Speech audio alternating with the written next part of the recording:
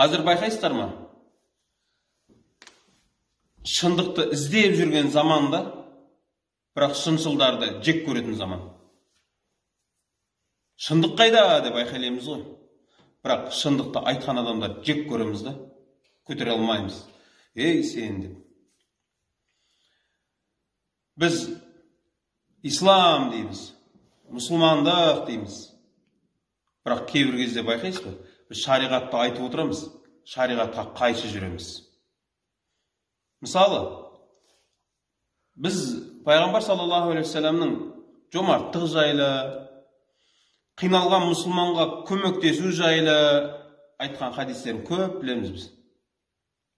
Уағыздарда да, жиындарда да, көшеде де естіп жүрміз. Қазір жігіттер көшеде де тұрып хадис айта береді ғой.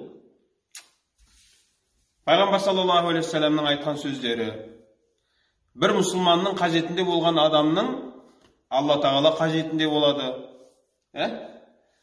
Қиналған мұсылманға көмектескен адамның Алла тағала ісін жеңілдетеді. Жалпы өзі қиналған адамға көмектесу сауап екен. Қиналған сәтте көмектесу сауап екенін бәріміз білеміз. Бірақ қараңызшы, мына нәрсені байқадыңыз ба? Бізде, елімізде қандай затқа мұқтаждық пайда болады, сол нәрсенің бағасы көтеріледі. Қараңыз, қазір маска ки деп жатыр, адамдарда маскаға мұқтаждық пайда болды, масканың бағасы көтерілді. Кеше продукт алыңдар, біраз уақыт жаңағы карантин болады деп еді, продукттың бағасы көтерілді. Биыл қыс қатты болады екен десе, көмірдің бағасы көтеріледі.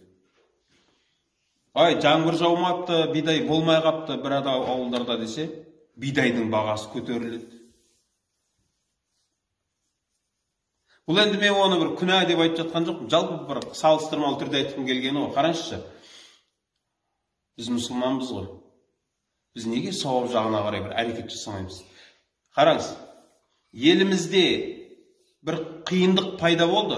Кейбір адамдар соны пайдаланып байығысы келеді.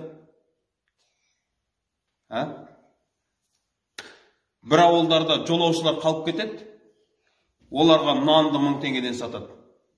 Білет басқа жаққа бара алмайтынын, аштан өлгісі келмейтінін тағы білет. Нанды 1000 теңгеден.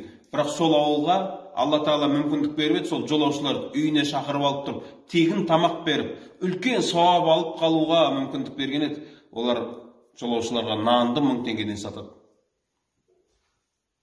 Қандай мұсылманбыз біз?